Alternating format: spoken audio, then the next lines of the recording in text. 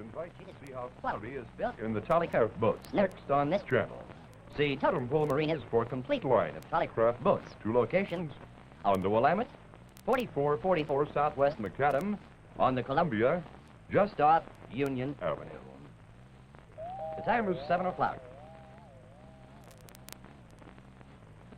One of the joys of living in the great Pacific Northwest is our nearness to water.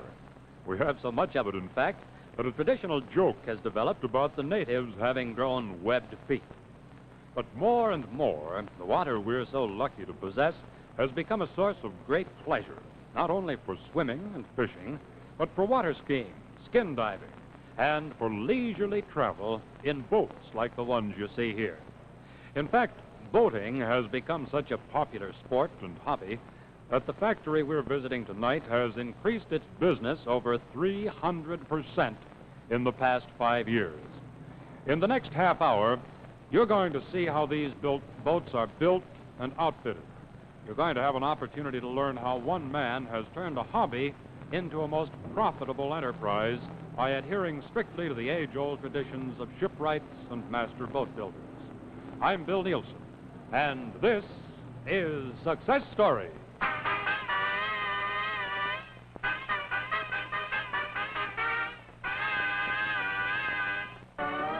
Success Story, an on-the-spot live telecast brought to you each week from somewhere in the great Northwest as a public service by Richfield, makers of 100-plus boron super-octane gasoline, Richfield Rich Heat heating oils, and a complete line of years ahead petroleum products. Tonight, our Success Story cameras have traveled to Kelso, Washington, some 40 miles north of Portland, to take you on a behind-the-scenes tour of the factory for the largest producers of wood boats in the West today, the Tollycraft Corporation. Tollycraft is located in the new industrial park being developed by the city of Kelso. The Kelso-Longview area has long been a favored location for those in lumbering, boat building, and waterway shipping. So Tollycraft is right at home in this new plant, built a year and a half ago in 1959. It has 72,000 square feet of working space, all on one floor. The building is long, wide, and spacious. And for the man who likes to work in wood, the Tollycraft shops are like a dream come true. Much thought and planning has gone into the plant layout. It's arranged so that the many materials come into the plant and are stored at the most convenient places along the lines of production. Visitors, who are always welcome on weekday afternoons, are able to see every stage of construction the year around. There are always 60 to 70 boats in some phase of production, allowing every stage to be viewed as they move from boat to boat. From the time they are ordered, boats take from 1 to 2 months to be completed, depending upon the size. Production at Tollycraft is limited to what can be carefully done. This careful attention to minute details and the company requirement for meticulous craftsmanship makes Tollycraft an amazingly beautiful boat. There are 7 long production lines where their basic parts are assembled as each boat works its way toward the paint shop. It takes a staff of 75 to produce 60 to 70 boats a month. Only the best materials are used to build them, not down to a price, but up to a standard unequaled in the industry. There is no other boat being built on a production line basis of comparable quality. And when you consider that boating is America's fastest growing recreational sport, it's no wonder that among the 7 million Americans who now own their own boats, that here in the West, more and more of them are Tollycraft.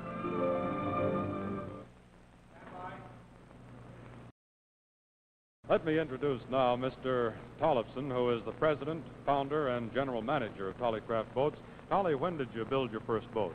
They're back in 1935, Bill. That one was for yours truly, right? Yes, I built that one for myself. When did you start building them commercially? In 1952, we started building little 14-foot boats over in West Kelso in a little plant containing only 3,500 square feet of space. That was your first production line operation, correct? First production line, basically. And you started expanding almost immediately and quite rapidly, didn't you, Tolly? It seems like in the last 8 years, that's all we've done, is expand just one time after the other. How many expansions were included in the original operation? I believe there was about 4 over in the original plant. When did you move here to the present location?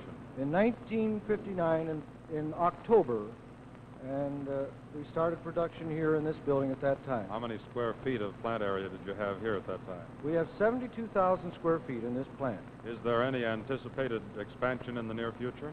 Yes, we were happy to announce yesterday a new expansion containing 18,000 square feet of space to build the boat that you see in the background here, to put it on a permanent production line basis. Due to the tremendous size, I can see that it would be necessary for additional space.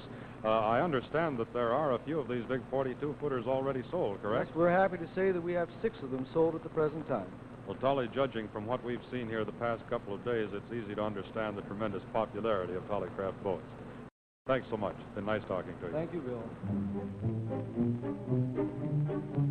The new 43-foot Adventurer is a deep-water double-cabin cruiser that sleeps 6. Here in the design development shop, the men creating the parts make 2 of everything. One to go into this prototype, the other to be used as a pattern for the duplicate boats to follow. The hull was designed by Edwin Monk, world-renowned naval architect from Seattle. This design was selected to give the best possible combination of seaworthiness and speed. The profile and interior arrangement has been designed by Tolly himself, as he has done for all the Tollycraft boats. The top drawing shows the profile. You can see how the decking is actually on 4 different levels: the lower stateroom, the pilot house, the walk-around deck, and the upper sun deck with the flying bridge. The accurate design is projected onto a loft, enlarged to actual size. The patterns for the parts are then taken from these lines and their offsets. The parts are then created in wood and fitted into place. The duplicate part is changed every time the prototype part is changed. This is a very careful and sometimes tedious process, but it's a shop like this one that houses the heart of a shipbuilder and a boatwright. It is here that dreams become reality and visions are transformed into things tangible.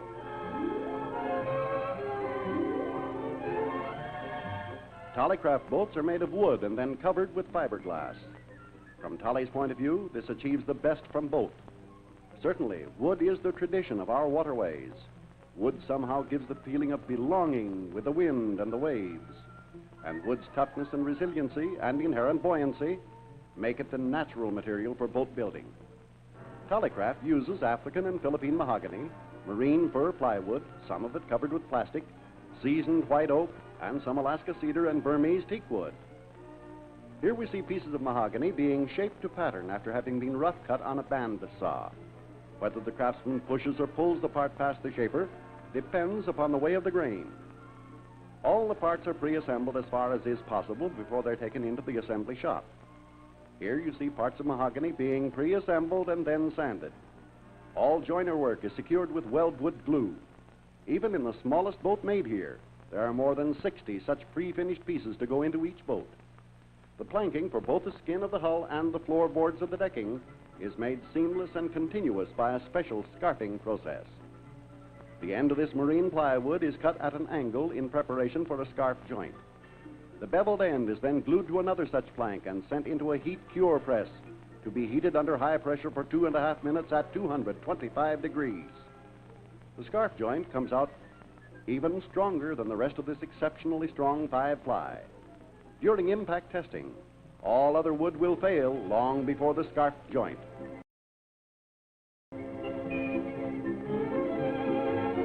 Dale Langhorst here is the foreman of the parts department of Tollycraft. Dale, how many parts do you turn out in this department? Between 175 and 200, Bill. You know, I noticed that you use a great deal of marine plywood. Obviously, it's well suited for boat building. What are its advantages? I think the main advantage is in its strength. What about mahogany? A lot of that is used as well, right? That's right, Bill. And here's a man that has had a lot of experience in mahogany, and I think he's qualified to... Suppose we call him in here. I'd like to introduce to you Mr. Gordon Hodgson, our assembly foreman. Hi, Gordon. Nice to meet you. Thank you, Dale. Tell us, what are the advantages of mahogany? Well, we like mahogany especially for the framing in the boats because it has great impact strength, and it doesn't split or break easy, and it is an excellent wood for holding the screw fasteners. It takes a beautiful finish, and since it grows in the tropical country, well, it's real impervious to rot. Not only beautiful, but real strong and durable as well, right? That's right. Gordon, we're going to move into the assembly shop here next. Could you give us a little preview of what we might expect to see? Well, the assembly shop is truly an assembly shop where each man has a certain phase of the work to do. No one man carries a boat from the start clear to the finish, but each man has a certain thing. A certain group build the hulls, and then there's another group that deck the boats, the third group that set the cabins. Each man a specialist and a craftsman in his own right. Let's go in and see how it works. Thank you, Gordon. Here at the south end of the building are the many jigs on which the basic frames for a hull are built. All the boats start here and then continue down one of the many production lines. There is a jig for every size and kind of boat. As you can see, the boats start upside down. Wherever two pieces of wood meet or are joined, they are first secured with weldwood glue or a synthetic sealing compound with great holding power. These then are screwed or bolted into place with silicon bronze fasteners, producing an extremely strong leak-proof hull under the most rigorous conditions. In most of the boats, the built-in cabinets and the watertight bulkheads are assembled inside the frame before it is planked. Incorporation of the decks as well as the bulkheads and built-ins as an integral part of the hull make for still greater overall strength. The bulkheads are always made watertight to increase the safety factor. The planking for the bottom is of 5-ply fir, a marine plywood made in special lengths and widths and then scarf jointed for seamless construction. The hull sides are planked with 7-ply mahogany. These Tollycraft hulls feature conical developed V bottoms, with the V carried all the way to the transom. The chine is carried parallel to the waterline, producing a full planing, level riding hull that lifts itself bodily out of the water. This produces excellent speed together with a soft ride. The decks are all of a heavier marine plywood, and where exposed, as in cockpit decks, harborite is used. Harborite is a plastic-coated marine plywood designed for durability. Once this is completed, all underdeck and cockpit areas are thoroughly coated with woodlife, a wood preserver designed for even further prevention of dry rot or fungus. Tollycraft recommends that these areas never be painted. Soon after the basic boat is assembled, it receives a layer of fiberglass, top and bottom. The fabric is laid out and then painted with a plastic resin. When it hardens, another coat is applied, and this continues until the fabric becomes so much a part of the clear resin that it too becomes transparent. In this way, the wood beneath is sealed from moisture, and yet all its beauty is preserved. Marine growth, dry rot, or fungus can't penetrate the fiberglass to the wood, which already has been made stronger and more durable. Another advantage is that the boat can be taken from the water without fear of a drying problem. A beautiful wood boat, built to provide a smoother, more comfortable, vibration-free ride, is given the advantage of all the best features of fiberglass. It isn't long until the boat and its parts enter the paint shop for at least 7 coats of paint or varnish and stain. The paint foreman is Mr. Garland Glenn, who was a finisher of pianos and fine furniture before he came to Tollycraft. Let's meet one of Mr. Glenn's expert craftsmen. Plus a few between, right? This is Bill Delzell, and I'd like to ask you, Bill, just how many steps are there in painting one of these Tollycraft boats? Well, in the enamel process, there are 3 basic steps, which consist of undercoating or priming, glazing and sanding, and the final 3 coats of enamel. And there are 4 steps in the varnish work, which consists of the wood sealer, the stain filling, the first coat of varnish, and the final 3 coats. We're seeing some of that operation right here, aren't we? Correct. We're seeing the filling here. Is the paint applied by hand, or is it painted by spray? The first coat of undercoater is applied with a brush, so it will fill the wood properly, and the rest of it is all spray work. Never seen more beautiful work, Bill. Thanks a million. Thank you. There is another kind of boat made here at Tollycraft called the lapstrake skiff. Lapstrake is the term used for hulls built with long, narrow, overlapping planks, edged over one another, much like the siding for a frame house. The basic frame is quite different, too. These men are bending white oak ribs that have been soaked and then steamed. White oak is used because it is light, but tough and durable. It is also bendable when soaked and heated, yet holds its shape when dry and cool. The closing space, or the close space of the frames, makes an extremely strong hull.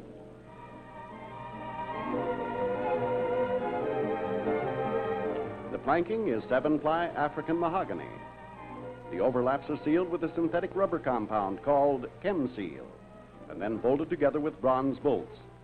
These are countersunk on the outside, and the sinks filled with a fine putty called famo wood. This provides an absolutely watertight hull. The use of 7-ply mahogany gives the hull 3 to 4 times the impact strength compared to conventional lapstrake hulls. This view of the interior shows how it has been put together. The keelson of a lapstrake is of white oak. The keel is also made of solid white oak. The one-piece laminated stem and the long keel form a strong backbone for this beautiful lapstrake skiff. The interior assembly and decking are similar to what we have already seen. The painting is similar too, and the top deck covered with fiberglass. The curving ridges of a lapstrake hull are not only beautiful, but have the practical tendency to lift the boat. They act too as small spray knockers. Both these actions eliminate much of the roll so commonly experienced, making an extremely dry boat in heavy seas. But whether the hull is conventional or lapstrake, every Tollycraft is built for the experienced boatman, the man who loves fine boats. A Tollycraft is a blend of beauty, fine craftsmanship, top quality materials, superior design and finish, and unquestioned performance.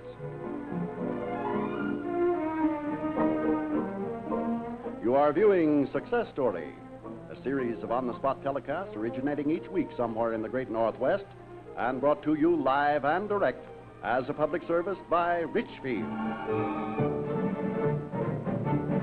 Tonight's Success Story is originating at Tollycraft, a famous name in fine all-wood boats located in Kelso, Washington, where 60 to 70 boats ranging from 17 to 43 feet in length are turned out each month by a staff of 75 men and women for an ever-widening, ever-growing group of boating enthusiasts.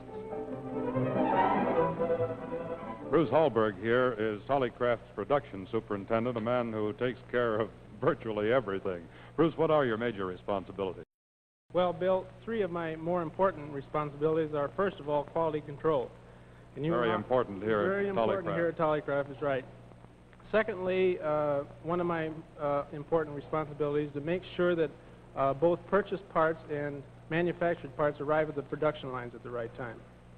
And thirdly, it is my responsibility to coordinate between production facilities and the sales office to make sure that we're manufacturing the right boats at the right time. And in the right way. And in the right way. What's the major difference between the real big boats, the big inboards, and the smaller boats that are made here, Bruce? Well, I would say that in the big inboards, or the big cruisers, they have inboard power.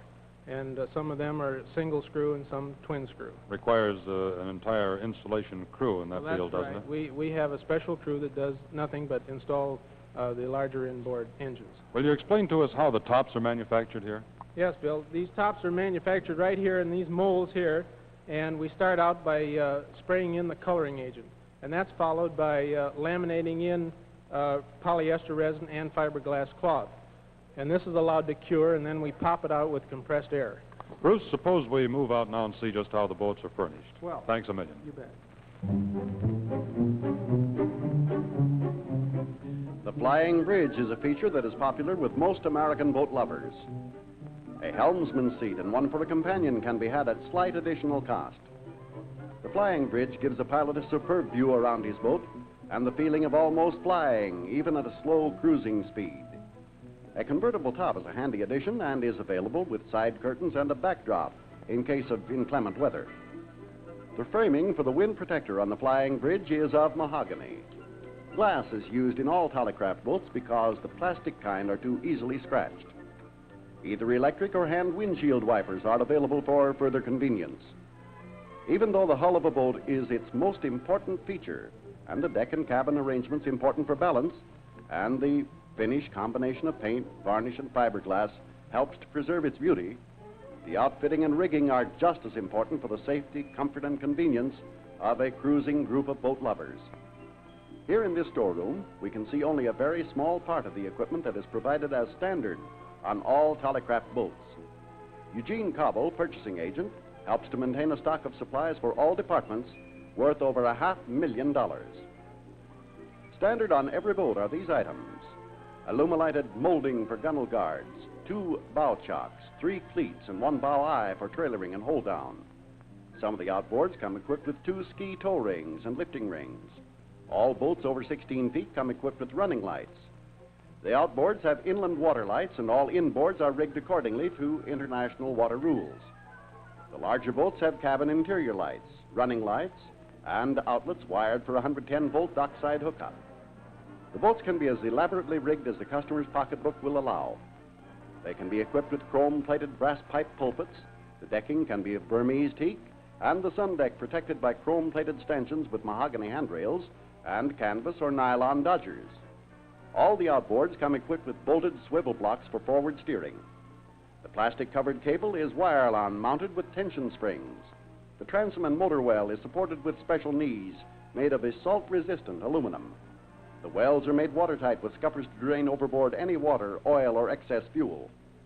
The full watertight bulkhead prevents any water coming into the boat and also muffles sound and vibration from cabin areas. The inboards do not have the molded automobile type of dashboard, but instead an elaborate system of controls mounted around the standard wooden wheel. The foreman for the rigging department is James Whale, who not only supervises the rigging, but the entire list of furnishings, whether standard or optional. Jim, this is quite a control panel. Will you explain some of the features of it here? Well, these are twin AC, oil pressure, temperature, and amp meters, right. As well as the two tachometers, one for each of the engines, correct? That's correct. What's this in the middle? That's a Match-O-Matic for synchronizing the engines on the twin insulation. What are some of the safety features built into the Tollycraft boat? This is a sniffer that shows you if you got any gas fumes in your bilge and gives you a warning before your boat goes. And you also have a bilge blower to Right. pump it out, right? Right. Boy, this will save a lot of lives in the future. That's Thanks, for sure. Jim. Thank you. Family life on a boat is the same as life anywhere when it comes to mealtime. It revolves around the cook in the galley. The galley is necessarily quite simple in the smaller inboard cruisers, with alcohol stove, a molded ledge and sink, a water tank with a hand pump, an ice box, and dish lockers.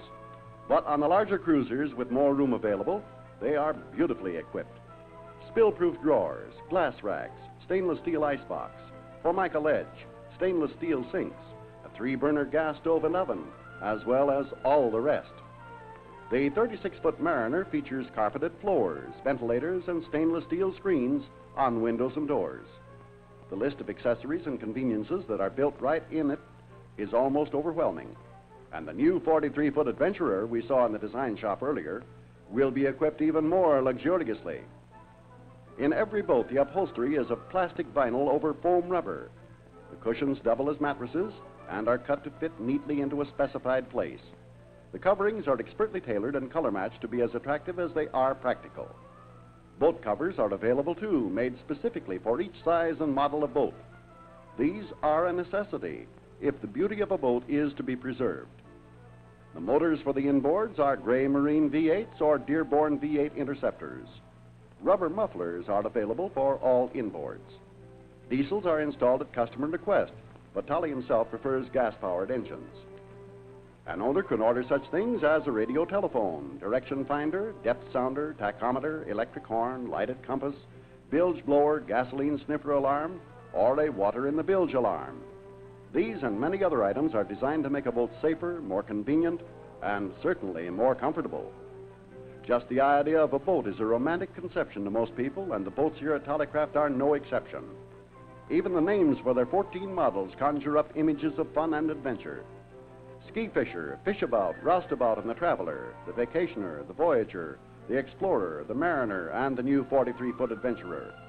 But the boat itself is more important than the name. Every Tollycraft boat, from the smallest to the largest, whether loaded with extras or not, is constructed with care and craftsmanship. Every foot of each boat is honestly built and honestly sold. And last year, when the overall industry suffered a 15% decline, Tollycraft showed a 40% increase. The integrity at the factory is one of the main reasons that Tollycraft sales total more than $1.5 million each year.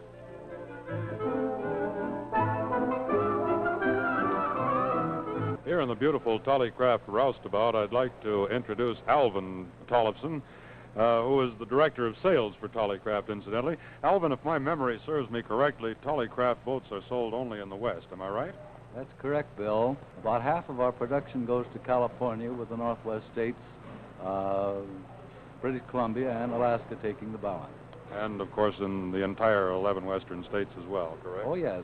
Well, believe me, that does cover a lot of territory. I'd be interested to know how the cost of a Tollycraft boat is broken down? We find that 50% of the cost of the Tollycraft boat is in materials, of which we buy about 90% regionally. 25% of the cost is in labor, with the manufacturing overhead, administrative, sales, and other miscellaneous expenses taking up the balance of the 25. The kind of volume done here, I'd say that that's a pretty sizable contribution to our Northwest economy.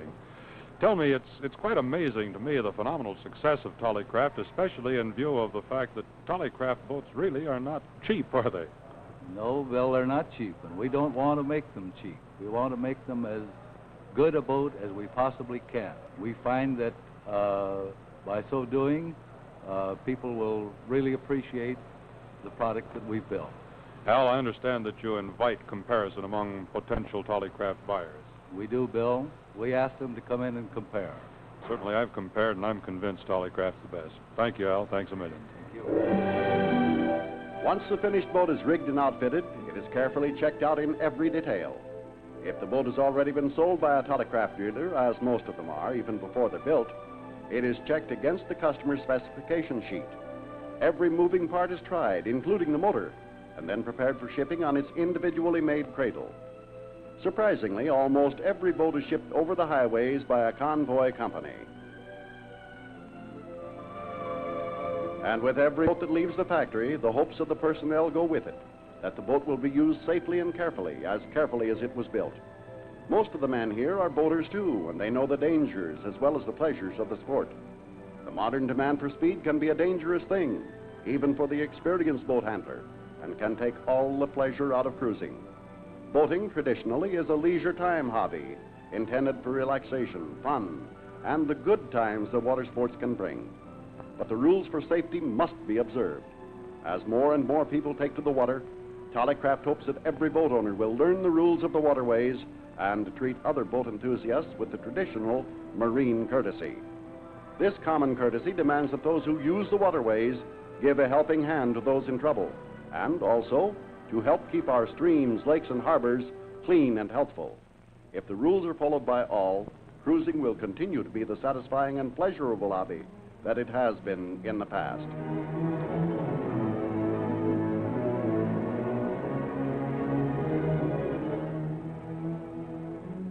Actually, Tollycraft boats lend themselves to courtesy and safety. They are designed with this in mind. Their beauty and traditional craftsmanship of construction and finish, their handsome, luxurious appointments, their grace of performance in the water, all ask for careful and safe treatment. Tollycraft is built to a standard of excellence. Their cost is a bargain in quality, beauty, economy of operation, and maintenance. Each is built for more than 30 years of seaworthiness, pride of ownership, and of pleasant, carefree cruising.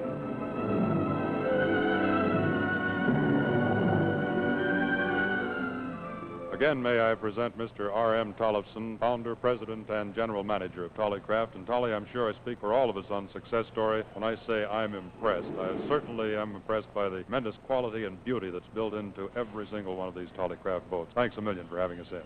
Thank you, Bill, very much. And our thanks to Richfield Oil Company for allowing us to appear on Success Story. It's been a real pleasure having you all here. It's mutual, believe me. Next week, food for Northwest tables on Success Story. Our 3 live Success Story cameras show you the origin of those succulent steaks and roasts as we visit Armours and Company. Join us then, won't you? Till then, good night.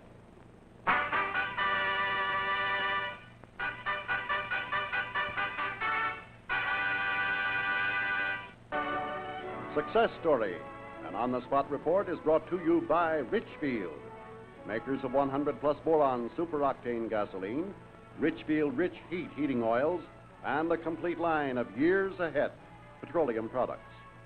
Next week at the same time, we'll bring you another Success Story with Bill Nielsen, when our cameras will take you for a behind-the-scenes visit to Armour and Company in Portland. Be sure to join us then. Until then, this is Ivan Jones saying good night from Richfield.